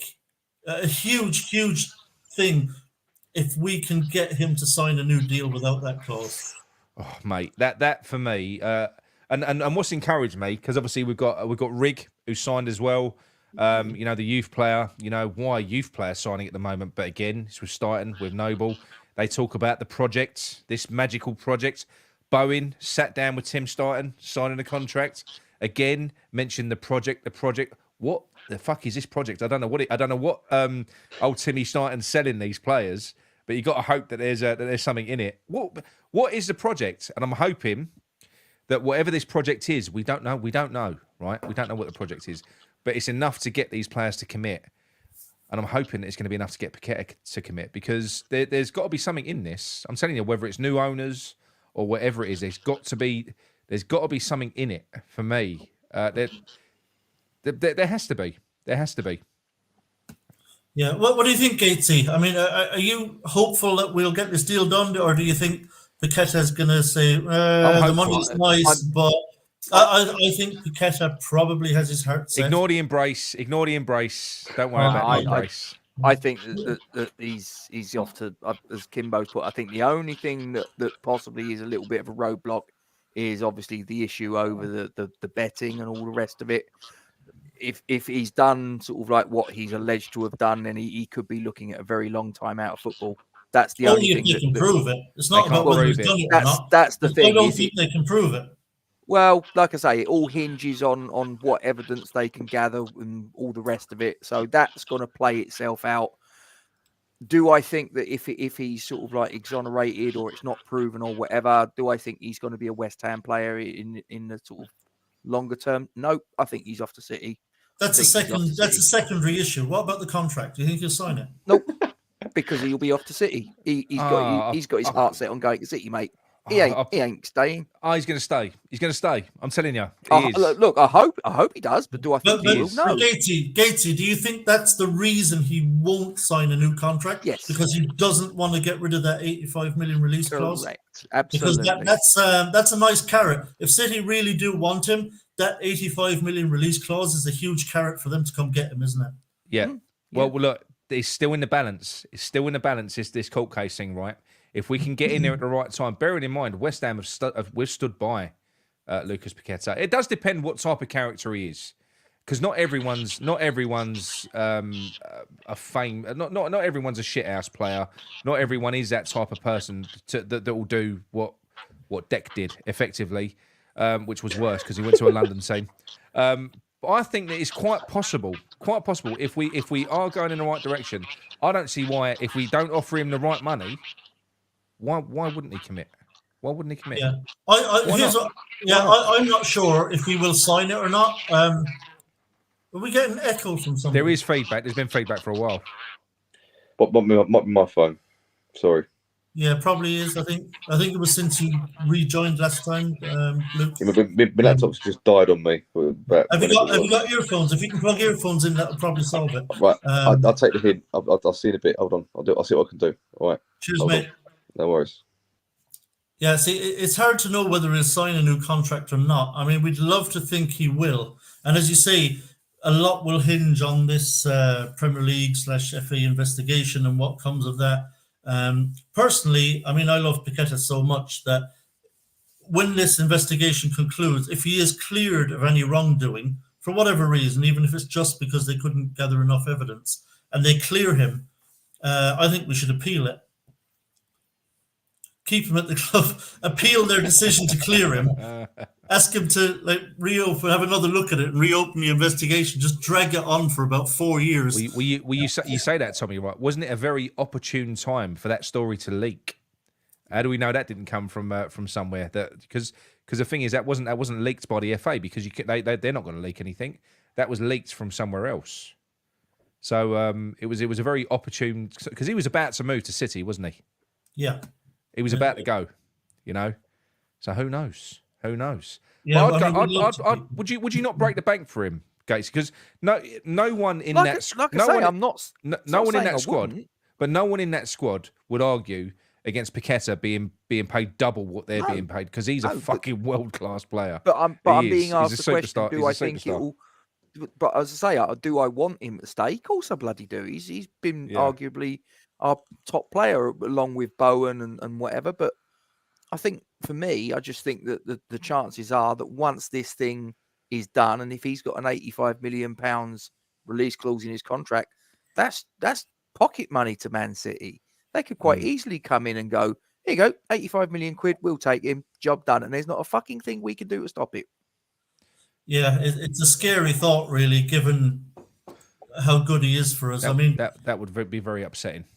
It would. I don't disagree, but I think it's happening. This would be, and I wouldn't hate him. I couldn't possibly hate Paqueta, but this is worse than Deck leaving if he leaves, because I'm not being funny. At the moment, the majority of stuff that we do that is good in a game comes from Paqueta, even if he is stuck out on a wing or fucking doing kick ups, and he's when he was defending, and he even made that look fucking class, didn't he? When he was sort of rolling the ball when he had his arse on the floor. Him going for me, because like going back to what Luke said, players need a bit of entertainment. Well, even playing the way that we play, he gives us those moments. Paqueta's the one that gives us those moments in games. I really, really don't want him going. I think it's so important that he stays. Yeah, I think we should absolutely do everything in our power to keep him at West Ham. But failing that, if it is inevitable that we lose him, I think it would just be another kick in the teeth. Yeah, to lose him for 85 million quid. But what's your feeling, Luke? Do you think we've got any chance of him signing a new contract? Personally, agree with. Can you hear me? By the way, yeah, all good. Right. Yeah. Agree with Gatesy. It's not very often I say this, but I think Nick's been a bit delusional. And hopeful. Hopeful on him. I'm going to say delusional. Defiant. Sorry. Just this time around, I'm just going to say delusional. When I pick again, just for the once. The embrace for me could be seen as a, cheers to Guardiola for giving me some interest and loving me, but I'm staying at West Ham. But for me, it was saying, no, cheers for that. I'll be with you in January, whatever like that. Before I go any further with that, I just want to say that compared to what Cresswell did in the summer, which I've got no respect for anymore for the bloke. Paqueta's on the exact opposite. He's got his head down. He's put himself in the way of injury when he makes tackles. He's given 100% for the club. Bang on. And that's for me. That's all you can ask for someone. Well, he's not forcing a move. Do you see No, his he's kid's not. birthday party? It was a West Ham birthday party. West Ham banners, West Ham balloons. He's a hammer. Do you think? I mean, that sometimes is a factor with players. I mean, what if he absolutely loves it? What if his wife and his kids love it in London? What if they love their life? What if he loves being at West Ham? I don't imagine leaving West Ham, even for City, would be a very easy thing for him. Didn't he do the big club thing? Who was the big club that he played for? He's tried it and it failed. AC Milan. He went to Milan. Yeah. Yeah, I think they stuck him out in the right wing. It just didn't work out for him. Yeah, never happened. And then Leon picked him up for peanuts. What it looks like now. And when we bought him, I thought, fucking hell, that's a lot of money. We picked him up for peanuts, mate. Yeah, and then for a while it looked like, fucking hell, if PSG pull their pants down here, are we actually getting the AC Milan Lucas Paqueta? And now you look at it and you think, fucking hell, 50 million quid was cheap, and losing him for 85 million is fucking peanuts. It's a Sully special that's gone well, because it was. It was old Silky, wasn't it? It was Barry Silkman went over there and got it done. Yeah, so this is a good Sully special. I think Pep Guardiola wants him to replace De Bruyne. Yeah, he does. No, he does. He does. He's always liked them as well. De Bruyne is getting injury prone now, and he's over 30, and I think he's De Bruyne's replacement. He is. When Leon played us in the Europa League, I didn't really think he was all that. I didn't even know he was on the field when we played against them. But obviously, he's turned out to be a great buy for us. But contract-wise, I think you can offer him as much money as he wants. I think he's going to go to a manager that loves him, can get the best out of him. Him setting up Haaland will just end football. I know we don't want to lose him, Nick, but are we ignoring the love affair that he's got with Emerson? Emerson will go as well, I think. Once Paqueta goes, mate, he'll be off as well. It's a bit like Zlatan. With Maxwell. Everywhere Zlatan went, Maxwell went. It'll be the same. He'll fuck off with him. I don't think Emerson's going. Pep would happily sign Emerson to keep Paqueta happy. This is a friend. Just so they can be buddies up in Manchester and be on the training ground together. Emerson wouldn't get a kick for them because there's a definite love affair between them two. That's a proper bromance, isn't it? They're really best mates. They're I mean, in those pictures you were talking about, Nick, with the birthday party, the West Ham themed birthday party for the kid. I mean, Emerson was right there in the picture. Yeah. Well, someone said it was Emerson's kid. I don't know, but I know Paqueta was there. I'm sure, but Paqueta's kids are always in full kit. They're always didn't he? Do you know when the first rumours came out? It was his wife that put a message on Instagram, didn't she? And she went, "Oh, the kids love coming to the training ground." So look, all I'm saying is the only people that do. It's a shithole. Yeah, no, I know, but the thing is, like Kimbo says, we've stuck by him, but loyalty isn't always repaid. But sometimes it is. Look at Bowen. Nick, sometimes it is. I hope you're right. Sometimes it is. I think it's slightly different with English players, though, don't you? Sometimes it is. We just got to cross our fingers. I'd imagine Tim Stuyton would be saying, "Look, we're not trying to get you to sign a new contract so that we can force you to stay here for another 5 years. Yeah, we just have got to get rid of that 85 million release clause because you're worth a lot more than that. We know you're worth a lot more than that, and we just want to get what we should get for you if we're forced to lose you."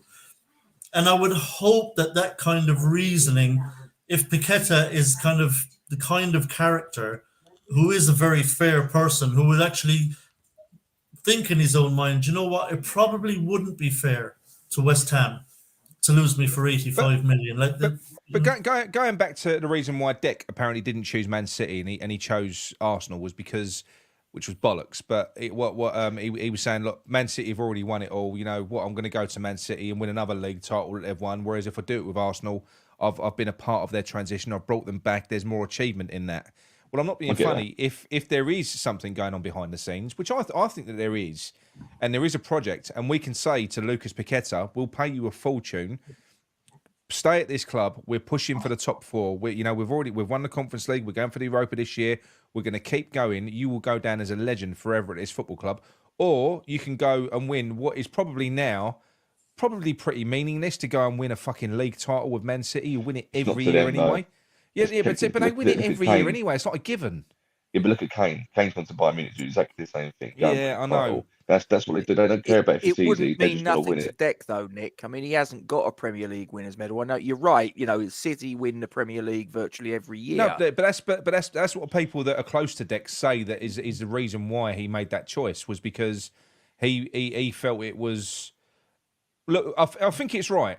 I think if Declan Rice affects Arsenal in a way that pushes them to win the league and the Champions League, Declan Rice will go down as an Arsenal legend for a very, very long time. He will. Yeah. Yeah. He'll be like the next Tony Adams. Whereas if he goes into Man City and wins the league and the Champions League, it's just it'd be like, I just another player who chipped in, you know. just another player. I think rather than it's sometimes it's a bit like Man City have picked me. I get to be chosen by Man City to go and win a title for them. Okay, Yeah. that's the way players look at it. Rather than going, I could win it, but if you're thinking, if I don't take this chance to join Man City now, I'll never get it again. That kind of thing. But it's funny when you say that about Tim Steidman trying to convince get it to stay. He's going to have to do it on a massage table with oils and climbing music, Whatever it takes. Whatever it takes. Just exactly whatever it takes. I'd love him to stay. Because he's a fantastic player. But for me, he would have gone if it hadn't been for the betting thing. And that is not going to change that. You know what? But things change though. We did stick by him though. This is a little different. Right. This one's a little different for me. Like, no, I don't generally get attached to players that much. Even Declan Rice, and I loved Declan Rice, phenomenal player for us. Yeah. Academy graduate. I loved Rice. I wasn't that pushed when he went because I knew it was happening, and we knew for a long time he was going to go. We're going to lose him. And it was like, cheerio, whatever. I was actually fine with it. And the vast majority of players that leave the club, even if I agree or not with them being sold, I don't generally get that attached to players. But for some reason, I found myself with Paqueta just absolutely falling in love with this geezer. And I'll be honest, like if and when he does go, I'll actually be really, really upset that he's gone because I just fucking love watching this guy play football. I mean, like Nick says, it's not a great style of play. It doesn't get you off your seat the way we play football. But he's that one player we've got on that team that every time he gets on the ball, he does something. Even if it's just a cheeky little flicked pass or something, everything he does just has class all over it. And he does things that no other player on that pitch for either team usually can do. And it's the one thing that just makes you go, oh. If we lose that, it's the one kind of redeeming feature of the team for me, that we've got that one player that just makes you sigh when he does stuff. You know what I mean? And if we lose that, I'll actually be so upset because I sigh in the right way watching him play football. Yeah, no. But the thing is, I'd like to. I don't know. You don't seem to get it as much anymore. If you look back at recent years, Payet, Arnautovic, players like that, these top players, foreign players come in. They don't seem to develop the same connection with West Ham fans like Di Canio, Tevez, who was only here for fucking 6 months. When he was at Man City, he was throwing us the hammers. Even he got that connection. He got West Ham, and I just would love for him to have sort of looked at the reception that Paolo Di Canio got. I'm sure he did. And saying that and going, who the fuck's that guy? He played for West Ham once, turned down Man United. He stayed here. He's an absolute legend. And that's the thing. Fair enough. You can win a Champions League medal. What's more, if once you're retired, do you think, what is more rewarding? Having a Champions League medal, you've floated about different teams looking for success for yourself, or being worshipped by 60,000 fucking people, God knows how many years on, as a legend like Paolo Di Canio at West Ham. And that's what we're talking about with someone of the ability of Lucas Paqueta. Because if he chose to stay here and commit to us over the next 2 years, 3 years, that is a level of player that we're talking about, a proper fucking legend that we would all love, and he would love us. And I think that's worth more than any league-winning medal. I've got to be honest. It really is. there was this question was put to someone, I think it was an ex-footballer about a couple of years ago now, right? And they said that a lot of times, especially modern footballers, they don't care about the way the fans think about once they retire because they find fans quite fickle. So say they have a bad game, fans get on their back. But a good game, the fans love them again. No one's And ever for got them, Paqueta's back. No, take that. Apart from the defender, apart from the midfielder against them, right? He loves them doing that anyway. I think he likes it actually. But it's the sort of the fickleness that they hate from fans, and I think obviously football's have an ego anyway. So I think they're better than everyone else anyway. Like these fans are here to watch me. They're here to watch me, and they're here to love me and whatever.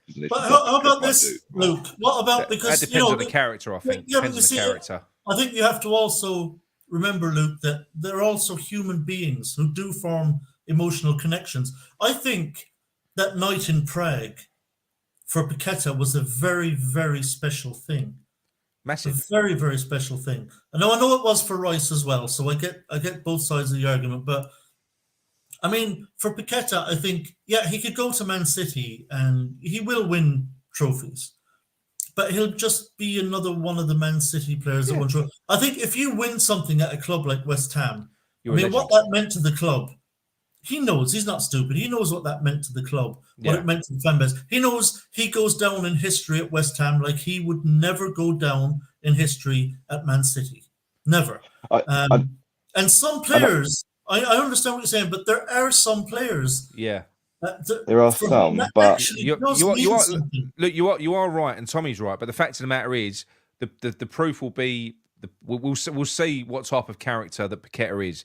Because I don't think imagine you, right? You're a multi-millionaire. I don't care who you are. You'd have to be made of fucking stone to not be affected by 60,000 people worshipping the ground that you walk on. That's gonna mean something to most people. It really would. You know, I mean, I remember I went on the pitch once. I did a corporate day at Palace and West Ham. And I literally went on I walked onto the pitch to have our photo taken as I was lining up just before kickoff. And you don't fucking realise the noise. I know that's a small, compact stadium, but the noise in there, and it's only small, you can fucking feel it. It's like literally it goes through your body. And you can only imagine what it must feel like to score a goal. I mean, to win a cup, to get that feeling and have that connection with that fan base. And I do think that, look, like I said, if he does decide to go to Man City, I wouldn't blame him. No, but I'll be honest with you. I think it'd be sad. It'd be sad. I don't think he's too good for us. I think he fits West Ham. Yeah, I wouldn't blame him. Yeah, I don't think anyone would blame him, Nick, and we'd understand why. But what will leave a sour taste in my mouth is if he forces us to sell him for 85 million quid when he knows. We're having our pants pulled down. He's not forcing. Hold on, no, Tom. He will be. We allowed that clause in the contract. Yeah, I don't know about that. I mean, he's only been here for a fucking year and a half, and he's the reason he's worth more. He won us a cup in Prague. But we agreed to that clause in the contract, guys. You know, we can't complain about it. But things change. Things change. He's worth a lot more than that. We know it. He knows it. Man City know it. And I don't know. Example. I think I'd like to think he feels he at least owes us that much that we should get top dollar for him. No, I wouldn't even go down that route. I'd just say, how much is it going to cost you? Well, what do you want? We give you 200 grand a week. How's about 10 million in your bin now? Fucking signing on fee, 10 million. Bosh, take it. We was going to sign this striker. Fuck him. We don't need him. 15 million. I'll give you that. Just sign on. Stay here. How good would that be though for the club? Do you honestly think it would happen though, Nick? But take what Bowen. Take how the fan base have reacted to Bowen, which is massive. Probably one of the first times that this has happened. A player that could have gone somewhere else. He was linked with Liverpool. We know Klopp likes him, and he's chosen to stay at West Ham. That never fucking happens, right? So maybe things are changing. Annie Dyer had a word with him. Yeah, maybe, but maybe things are changing, and why couldn't you do that? If you can throw 15 million at a fucking player, I'm not being funny. Pay him. Just say, look, fucking stay here, you know. And if you've got to do that, and because the thing is, look, he can go and earn that elsewhere, but we can sweeten the deal. He's worth the money. We could make that deal happen if we wanted to. I'm sure we could. Well, I hope we do push the boat out. I really do. He's worth it. He's worth it for what he brings to the team. Nick, I get what you're saying about the whole, the fans adulation, the 60,000 fans loving you. So But put into perspective what you just said there, right? You've just been on that pitch for 5 seconds doing a photo shoot, right? It was fantastic. If you never experienced it before, it was great, right? But from academy level, those players are experiencing people watching them and saying they're great every single day for years and years and years. And then when they sign professional contracts and play for teams, they're getting used to 40,000 fans seeing their name every single game. They get used to it after a while. Mate, And then but you've seen Paqueta's reaction to when we win, when I'm we not- score. He's I'm- like I'm not- pumped. He's pumped. I'm not. Isn't he? I'm not really saying Paqueta. I'm saying as a generalisation of football. Yeah. I'm very sceptical where it comes to Yeah. professional football, especially nowadays in the Premier League. Right now, for me, Emerson only signed at West Ham because we offered him more money. That's the why he only come, right? To me, it's the business to them. It's a short career. They're going to get as much money as they can out of it. And if he thinks to himself, I can get a potential Champions League winning medal and a Premier League winning medal before my career finishes, I'm going to take the opportunity. And to me, that's exactly what he's going to do. I hope I'm wrong. I hope you're right, and I hope he stays and becomes a West Ham legend. But we in a way, I think we kind of, we hang too much hope on these certain players, and then when it all goes wrong, we tend to hate them out of nowhere and thinking. I think Dace is No, right. I don't think anyone's going to hate him. We put the clause in there. That's our problem. He's been a bit of a dodgy situation with his gambling and stuff. It could be a part of the thing where the time comes and the club go, actually, we need him to go Man City because the shit's going to hit the fan, and we don't want to deal with this shit. So he's got to go anyway. The thing is, I agree with you, Luke, and I agree with Gatesy on the pragmatic side of it. I agree with you, and you're very wish I likely wasn't. to be right. I'm just speaking, I guess, from my heart more than So Yeah, am no, I I. understand. So am I. Look. because I just love the guy, and I just love watching him play football. I understand. And I want to see him play football at West Ham for a long, long time. And Yeah. I am being a bit naive, I'm sure. No, Yeah. that's fair enough. But get I am it, as I well. get it. I think they're completely bang on, the pair of them. They are. I'm just hoping that we get that romantic moment, which very rare, which you do get sometimes. And wouldn't it be a romantic moment for Lucas Paqueta to choose to stay I just at don't little old think West Ham? I don't think the modern player though is as sentimental as us. No, Do you know what I mean? They just look at the pound. Look, he's going to look at the pound notes. He's going to look at the fact that he's going to win Premier give him League. pound He's going to notes. contain. We can give him pound notes. We can. But they'll be able to do it more. Bet- Let's be honest, they've got more firepower in that department than we've got. I mean, you just got to face facts. Like the only reason he came to West Ham is because he thought it was a stepping stone to another club. Hence why there's an £85 million I contract. don't know. I'm not so sure. How about? I'll be honest, Gatesy. I think he came to West Ham for the sake of coming to West Ham. We're a Premier League club. He'd have seen us play in Europe. League One is not that great. Let's be honest. Well, he played against us in Europe, didn't he? Look. I He think he joined West Ham. Because he really wanted to join West Ham. I think he signed us like all these foreign players will sign for us, and that's because it's a gateway into the Premier League. But things change, and the fact of the matter is, right, we are a good team. We are. We're not a little fucking team. We've got a lot of talent in there as well. We've proved that we can win things. And here's another thing as well. He is literally the main man at West Ham. Okay, there's no guarantee when you go to City that is going to happen. It's not. If he goes in to Man City and he doesn't fit straight away, and he could do a Grealish and sit on the bench for a year. Now, if football means nothing to him and he doesn't want to play and he just wants to earn his money and pick up a winner's medal that he hasn't had any part in fucking earning, then that says something about the player. But when you look at the passion of the guy on the football pitch, he looks like a player that wants to play. To me, he does.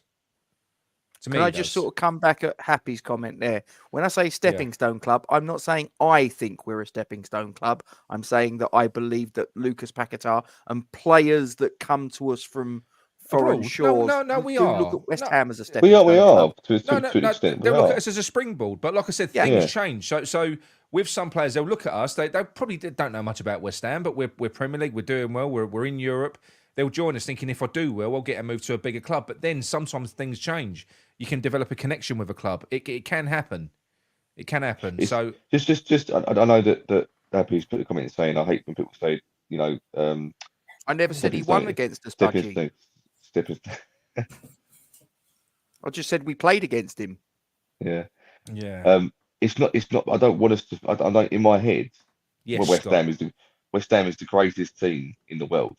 But there's also I also know that it's A business, and B there is bigger clubs than us. He's a bit in the he's a world. bit mental Do you- though, isn't do he? you He's a bit think, mental, Paqueta. He's a bit different. He's just for nutter, isn't fun, do you think we should pull a Man City on Man City and put a buyback clause in there if they decide that he hasn't worked out for them and they want to sell him back and we buy him back he? for 40 Yeah. Have million? we ever done a buyback clause ever? No, we'd take the money up front, wouldn't we? Because it's either less money in a buyback clause or more money up front. That's how it works. We don't get the opportunity. All they have to do is go to share teams or something like that. They come to us and they get worse as they go along or something like that. The only ones who's hilarious Gamaka that have gone to better teams. Yeah. Well, I'm gonna go to bed now, guys, and dream of Lucas Oh picking up a new no, contract. God! Can I- So, Can I ask a favour though? Yeah, go ahead, Gatesy. Because my channel's not as good as Nick's or indeed this particular one. If any of you guys could sort of subscribe to the West Ham Massive on YouTube, I'd greatly appreciate it. We're shit, but it'd be quite good if we could get a few more people on board. You're not shit. And You're we could be new. less Shit, shit. but you're West Ham shit. So Yeah, people we're should West go Ham and shit. subscribe. You're new. You're new. You're not shit. Yeah. There we go. There we go. You're Yeah, a massive yeah, shit. absolutely. So anyone who's watching, go subscribe to the West Ham Massive, so you can hear Thank you. Gatesy uninterrupted with his amazing green screens. I haven't actually got a Luke, green screen also, behind me. Luke, you mentioned at the start, you writing a blog or something? Is there something you want to tell people about? You write up articles after the game? No, I've been doing it since the start of the season. I've just one was put on the West Ham Network website, but then I've just been putting them on Facebook. You can't put them on Instagram because it's too long. I write too much, so they can't fit the caption in. Twitter's more or less the same. It's got a bit more there, but I've been within the week after the game. I sort of tend to write a subject of the game that's gone on, a topic or a review or whatever. I try to keep it as balanced as possible.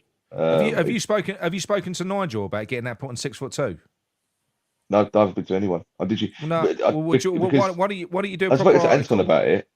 We'll do a proper article, and Nigel put it on 6'2", like on. It's a news one, isn't it? I'll send you what I've done, or I'll send it whatever. But basically, I just start thinking of things. I start thinking of the topic, and if anyone sees admin's opinion on the West Ham Network Facebook page when it comes up, that's me basically. I reveal myself now. Yeah. So if you don't like it, you can always message me and say Can you block Russ? I wouldn't want to block Russ. Why would I want to block Russ?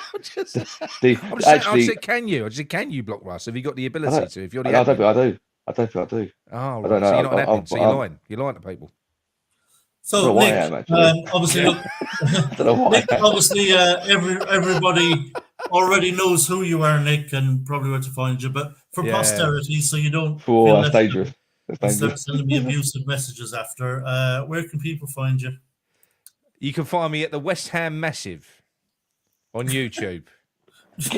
Go and subscribe. Fair Go and enough. subscribe to Gatesy. I'm going to be on there as well soon. He doesn't need any more subscribers. He's got enough. Go you can find me. Listen, look, I'm not being funny. I can see everyone in the fucking everyone watches the same shows. They do. I can see all the names. They're all the same This is people. true. They do. Yeah. They all watch the same shows. They do. I'm Can I watching just a lot of put- them on the other channel. Yeah. A little side note, a bit of a Go on. serious one. This one as well, actually. Norwich City this week brought out a fantastic video based around mental health. Yeah. It was just I thought it was That was amazing. hard hitting Totally- shit. It was, and it got me. I totally got me. But I think I've said it before. If I haven't, if anyone has watches this, isn't going through something in a minute, Sorry, not happy promising- and ladies. I'm not promising that I can help out, do anything, but my DM's are always open. If you want to send a message and someone else wants to talk to, or rant, or let off steam, feel free to message me and let it off, because I've there's been a few things going on the last few years. It's opened my eyes a little bit, and Yeah, you know, and so if I yeah, can- if- absolutely. I like to do that. And for anyone Okay. struggling, there are people you can talk to as well. Mm. Obviously, I have my Twitter as well. Anyone always welcome my DMs if you need to talk. There's obviously other organizations like the Samaritans. Samaritans are very good. But I remember I used to work for the Samaritans, and I tried to call in sick one morning. They fucking talked me out of it.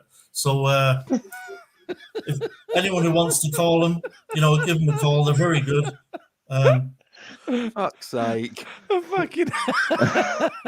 Just saying, they're very good. They're very persuasive. Yeah. They're very persuasive. Very persuasive. They'll sort He was you on out. a life support and everything. Yeah, and also you can phone me. You probably won't feel any better after talking to me, but yeah, no. Honestly, we do get that as No, well. I think you can talk to Nick and you realise your life is actually not so bad. He talks to Nick and he gets some tea and coffee from the coffee cafe. Listen. Do you know what you do? You do get. I think everyone gets that on the channels that we run, and it does take you back sometimes as well. And this was kind of when I was at my most negative as well, because you always resonate with someone. So whatever your opinion is, you will resonate with someone, and whether people agree with it or they don't, sometimes that they'll tune into a channel and they like to hear someone that thinks like them, and we've had so many messages, emails and stuff like that from people, and it does take you back. It takes your breath away sometimes that, people living on their own, people suffering with mental health, people doing this and doing that, and you think, fucking hell, like you kind of, yeah. I've listened to your phone in, Nick, and I think there's a couple of people that you phone in, like I think Gary from Romford hasn't got a TV, and to me, I'm like, that's like, I could even think not having a TV now in this day and age, and it's like the only thing they've got is YouTube or the radio or something, and I think to myself, it's mad. You just you presume everyone has the same thing as everyone else, what they're going through. Yeah, no, but that's the thing, and I think that's a good thing about this. You sort of build communities and people. Yeah, no, it is good. That's probably one of the most rewarding things about it, to be honest. It's brilliant. And that's what people don't. But that's what people don't realise. Like with opinions, opinions like ourselves, we've all got one. But the thing is, it's always nice to sort of fucking tune in and listen to and that's why you need a balance of opinions, because everyone thinks differently, and it's nice to hear someone echoing what you're thinking sometimes, as well as it's irritating to hear someone, harping on about someone that you love. I think conversations are actually more interesting when you're hearing disagreements, when you're getting different viewpoints. None of us want to look. I wouldn't do this channel if all it was one big echo chamber where just everyone agrees with everyone, because it's more boring. Turn around and go, what do you think of this, lads? We all agree with you, Tom. Opinions and different views. Even though I'm a soppy romantic fucker when it comes to Paqueta. Can I ask? You guys have grounded me and made me realise I'm gonna. Can I ask a question just to cause trouble before we go? Gatesy. What a surprise! Go on. Moyes in or Moyes out? Well, right now it's got to be Moyes in, isn't it? That's fine. Luke, Moyes in right or Moyes now. Out? Moyes out, but I respect what he's done this season. You've got to caveat it. I know, I have to do the same. Irish Tommy, Moyes in or Moyes out? Moyes out. I think we can get more from this group of players. So Gatesy's offering the balance on this week's show. There you go. Yeah, three Moyes outs. You're one out. Let me qualify that. It's Moyes in until he goes on a run of losing games, and then I reserve the right to revisit it. There we go. No, it's not a flip-flop. Flip-flopping like a fucking goldfish on the carpet. He is, but I'm with Luke. What Luke said earlier on, it's the same thing. Listen, I'm Moyes out. But I'm not desperately Moyes out now. I'm kind of, the football's fine. The results are coming in. We're getting moments in games, that are enjoyable. Yeah. Some really good goals, and I'm not desperately Moyes out, but I am, because I think, for instance, I'll keep going back to Ange Postecoglou, who I love, who I wanted before he went to Spurs. Yeah. If we could get a manager like that, who is a manager that everyone went, fucking Australian bloke who's never managed in the Premier League, he can't go. They hate over there as well, don't they? He's just a progressive manager, and if you could get someone like that in, I think with the group of players that we've got now, I think we could do better things. I don't just want good football for good football's sake. No, I just think that if we had a shit team, I wouldn't be harping on about style all the time. I wouldn't. I just think we've got a really good fucking group of players. And as good as David Moyes has done, which he genuinely has, and this is the other thing as well, if David Moyes was to go on a bad run and get sacked, that isn't me being proven right, because David Moyes can't actually fail at this point. He's succeeded. In the time that he's been here, he has succeeded. He's done incredibly well. When you look at it from a high level, he has succeeded. So he physically can't fail now. He can get sacked and go on a bad run, but his time here has been a success. It's just that I want more. I want to move on. Me and you do a video on this at some point, because it's quite an interesting topic you just brought up. There you go. Yeah, see, we might get into that sometime. Yeah, maybe not now, because we'll get into it. I could, because I'm halfway through a bottle of Captain Morgan's. Look, the Morgan's, look. Yeah. Yes, boy. Well, on that note, I am leaving it there. Otherwise, we'll never get off. Plus, Yeah, I think my mum wants to go to bed now as well. She's sick of listening to us. So, this Tommy needs really about half hour trying to figure out them switches behind him. Which one's off? Yeah, I know. I fucking started the Fitted show. them. He's fitted them once. up. Who was here when I started the show and I hadn't pressed to go live, and we were just talking to ourselves? That was me. That was about 20 minutes, wasn't it? Yeah. About 20 minutes we were talking to Yeah. ourselves. I hadn't pressed Tom? go live. So Tom, yeah, Kenny. I'm capable of anything really. Tom, where's but let's- Kenny? What? Where's Kenny? Oh, Kenny's at home in Kerry. I'm in Tipperary at my mum's place. Oh, That's a long way, isn't it? Okay. Yeah, very It long is way, Nick. very Well done. long way. Yeah, that's a long way. It's a long way. All right, You're not listen, gonna sing, are chaps, you, Nick? really appreciate you being on. It's been a great discussion. This is why I like having you guys on, getting your opinions on all things West Ham. As always, thanks to everybody in the live chat. A lot of my usuals in here who are absolutely reliable, and I appreciate you all. And to anyone watching back as well, please hit the like button. It helps just to push it on the algorithm on YouTube, and more people will see it on their feed. And so hopefully we'll get more eyeballs. And until next time, as always, chaps,